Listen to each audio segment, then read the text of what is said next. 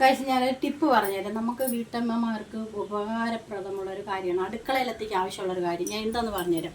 അടുക്കളയിൽ എപ്പോഴും നമ്മുടെ കയ്യിലെപ്പോഴും ടവല് കാണുമല്ലോ. ഇത് നനഞ്ഞു പോയി, ടവല് കാണും എപ്പോഴും നനഞ്ഞ കാണും. അപ്പം നമുക്കൊരു ടവൽ എടുത്തിട്ട് ഇങ്ങനെ ഈ ടവലിട്ട് തുടച്ചിട്ട് ഞാൻ നന്നായിട്ട് തുടച്ചിട്ടുണ്ട്. വയ്ക്കുന്ന വീഡിയോ ഞാൻ ഇടത്തില്ല, കാരണം നിങ്ങൾ വല്ലതും പറയും. നല്ല ഉണങ്ങിയതുപോലെ കിടക്കണം. അപ്പം അതിന് പറ്റിയൊരു ഇതുപോലൊരു സാധനം വാങ്ങിച്ചു വെച്ചാൽ വില കുറച്ചേ ഉള്ളൂ കേട്ടോ. ഇങ്ങനെ എപ്പോഴും വെള്ളം വരുമ്പോൾ ഇതുപോലെ ഒന്ന് തുടച്ച് കഴിഞ്ഞാൽ എത്ര വെള്ളം ഉണ്ടെങ്കിലും നമ്മൾ അടുക്കള നല്ല ക്ലീനായിട്ട് നീറ്റായിട്ട് കിടക്കണ്ട. ആ ടവലിൽ തുടച്ച വെള്ളമാണ് ദേ വന്ന് കിടക്കണണ്ട. നമ്മൾ അടുക്കള എപ്പോഴും നനച്ചിടാൻ പാടില്ല. ആ ടവലിനെ കാട്ടി നല്ല ടവലാണെങ്കിൽ നമുക്ക് കൈ തുടയ്ക്കാനൊക്കെ കിടക്കും.